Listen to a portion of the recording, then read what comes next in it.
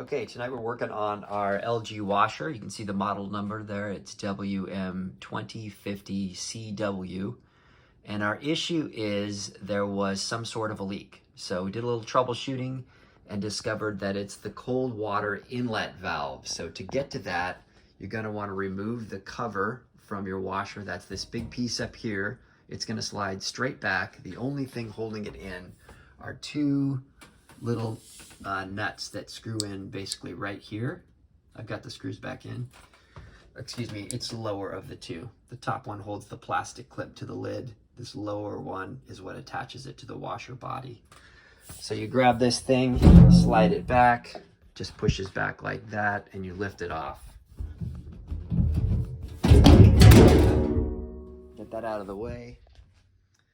And this is what you're looking at. So right here, I've already gone ahead and replaced mine and tested them so I know that they're working. This is your hot water valve, and this is your cold water valve. You can check them against your hoses in the back.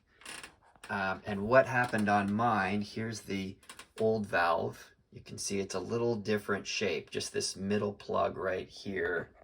Can't do this with one hand. This middle plug right here is a different position on the replacement valve.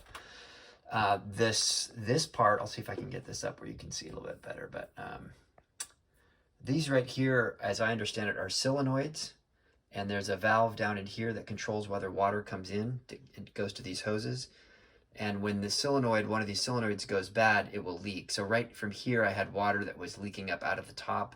From what I've seen and heard, it can also look like a washer that just continuously fills for the same reason that the valve is now stuck open. And so the solution is to just replace the whole thing. You can find these on Amazon for not too much money. I wound up getting a set, both the hot and the cold, just since I was going to be here to replace for 20, 25 bucks.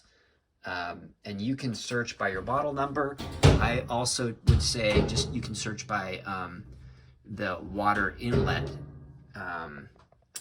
models. Let's see if I can show you this. So here's the hot water, hard to see, 5220 FR2006H is this valve. And then the cold water one, harder to see, but more important, more likely to fail, as I understand it, is 5220 FR2075L. And I've seen some variants of that and some that look like they're compatible and replace it. So do some work there. How to replace these? Pretty simple. You're going to disconnect your water lines from back here and here. Just a little tip. My recommendation, depending on where your water lines attach, got an older house here, I would disconnect them here first. Be sure to shut off your water, unplug your power, and then drain the water out of these first, just because it's going to make a mess. And then I reattach these and pull these two lines out, and I put them into my drain line, just so that I'm not having to deal with the water.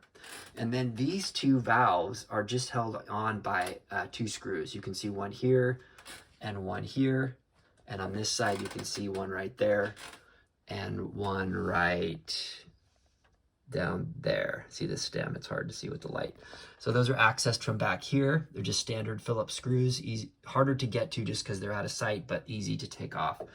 Recommendations here. If it was me, I would take a good picture of this whole setup first, just because you want to put everything back the way you found it.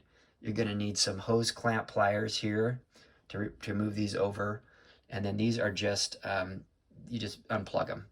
So you're going to want to make sure you unplug all those. That's what I did first with a picture, so I know where they go.